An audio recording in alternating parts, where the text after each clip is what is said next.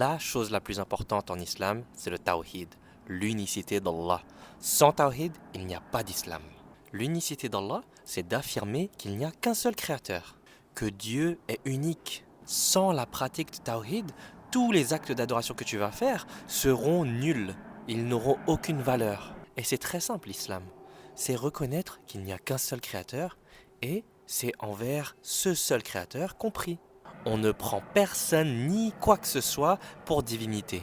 Il n'y a qu'un seul créateur. On ne va jamais se repentir à un prophète. C'est à Allah qu'on se repent. On n'invoque pas les morts non plus. Ça veut dire qu'on ne va pas demander à un mort de nous aider. Il n'y a que Allah, le seul et unique créateur, qui peut nous aider. Aucun imam et aucun savant a des super pouvoirs. Les cheikhs et les imams sont des êtres humains comme toi et moi. En islam, on ne prie aucune statue, ni talisman ou quoi que ce soit. Donc le tawhid, c'est ça. C'est qu'il n'y a aucun intermédiaire entre le créateur et la créature. On sait que c'est Dieu unique, Allah, qui nous a créés, et on prie Allah. Tout simplement. Et connaître ça, c'est la base de l'islam. Sans ça, vous pouvez facilement être égaré. Alors il faut rester ferme sur son tawhid, sur l'unicité d'Allah. Lorsque vous voulez vous repentir, vous n'avez pas besoin d'aller confesser vos péchés à quelqu'un. Faut pas faire ça du tout. Parce que sinon, ça donne du pouvoir et du contrôle à un autre être humain.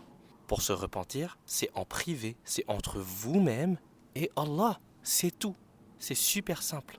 Donc en islam, on ne se prosterne que pour Allah, on ne prie que Allah. Même si on aime beaucoup tous les prophètes, on ne va pas prier un prophète et on ne va pas se prosterner face à une statue d'un prophète. En islam, on sait que c'est Allah qui a créé les humains, qui a envoyé des prophètes, et on sait que les prophètes ne sont pas Dieu.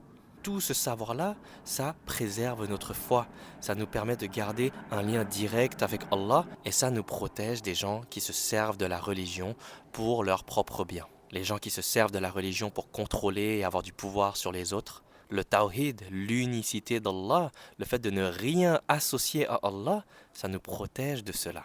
Et ça permet de préserver une foi pure avec le Créateur de l'univers. Donc, dans l'islam, on ne prie que le Créateur, pas les créations. Et en islam, on s'éloigne de tout type de sorcellerie également. Qu'Allah nous préserve et qu'Allah nous protège, qu'Allah éloigne ces mauvaises choses de nous et qu'Allah nous permet de rester forts dans notre foi. Et donc si vous venez de découvrir l'islam, eh bien, apprenez le tawhid. Avant même d'apprendre le jeûne, avant même d'apprendre la prière, apprenez le tawhid.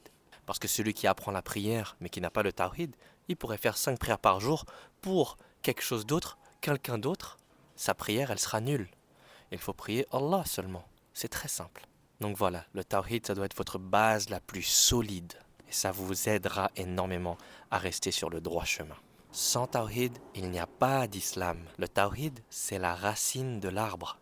Si la racine de l'arbre, elle est pourrie, à cause du shirk, donc l'association à Allah, ou à cause de la sorcellerie, eh bien l'arbre entier sera pourri. Même si de l'extérieur il semble beau, les fruits ne seront pas bons.